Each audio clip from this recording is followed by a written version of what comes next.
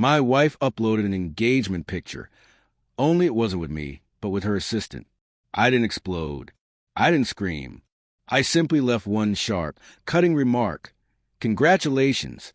Just tagging our divorce lawyer. Seconds later, her perfectly staged announcement was gone. My phone started buzzing with calls. She pleaded, cried, tried to explain, but I had already forwarded the screenshots to her parents. That was only the beginning. When I first laid eyes on that post, it wasn't pain that hit me. It was clarity. There she stood, the woman I'd been married to for 7 years, hand in hand with her assistant, a ring gleaming on her finger. The caption, I said yes. I didn't feel rage, only an icy, predatory calm. Then I moved. It hadn't always been this way. I had loved her deeply once. She was brilliant, magnetic, unstoppable. I worked endless hours to fund her dreams, sacrificed sleep, saved every penny for her ambitions. I brushed aside the countless late nights at the office. I trusted her. Daniel, her assistant, young, eager. She once laughed and called him a puppy who trailed her everywhere. I believed her. I believed it all. Then came the cracks. A whiff of cologne that wasn't mine. A message she quickly hid when I walked in. Her muffled laughter down the hall while I lay awake in the dark. The truth finally slipped one evening with a careless mistake. Her phone buzzed. A message preview read, I can't wait until you're mine publicly. My stomach knotted. My world tilted. But I didn't confront her, not yet. That would have been too easy. I began to plan. First, the evidence. Every text, every late-night photo, every secret email. She was careless, overconfident. I saved everything. Then the legal steps. Quietly meeting with a lawyer, drafting divorce papers, freezing accounts, securing assets. My hand didn't tremble once as I signed. And then her family. Her parents adored me, always saw me as dependable. I leaned into that role, became even more present, the perfect son-in-law. Meanwhile, I kept the evidence neatly filed, waiting for the right moment. That moment arrived with that smug engagement post. Her grin, his shaking hand, that caption.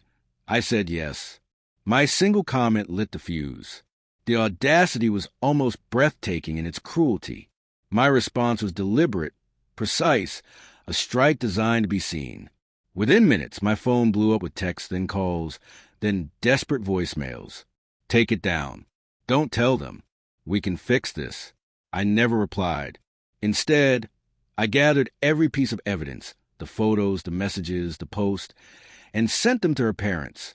My note was short. Thought you should know before you hear it elsewhere. The blast was immediate.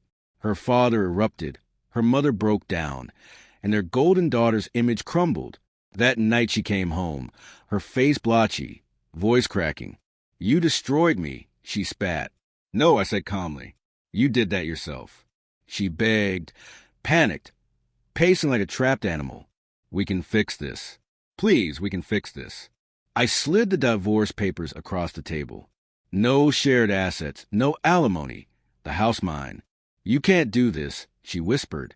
I already have, I answered. She lunged my phone. I didn't stop her. It was pointless. Everything was backed up untouchable. For the first time, I saw her clearly. Not the flawless woman I had once worshipped, but someone fragile, desperate, exposed. The fallout was swift. Her parents cut her off. Friends disappeared, unwilling to be tied to her scandal. Her shiny new fiancé quit his job and vanished, ignoring her calls. She begged me to undo it, to lie, to help her glue back the pieces of her life. I stayed silent and watched. She packed her belongings into cheap boxes and walked out. The life she built behind my back collapsed right in front of her. And me? I felt no anger, no sorrow, only sharp, cold clarity, like glass rinsed clean after a storm. She once told me I was too quiet, too predictable. She mistook silence for weakness. But silence is a weapon. Patience, a blade. Wielded well, they cut far deeper than rage ever could. Now, when I walk to the house, there are no ghosts, only freedom. The walls breathe again. The rooms echo with justice. She gambled on a lie, convinced I'd never uncover it. She forgot who I was. At night, when I close my eyes, I still see that post, the smug smile, the ring, the caption. And I smile too, because she built her own stage and I wrote the ending. Her betrayal struck the match. My revenge was a fire. And when the flames died, I was the only one left standing.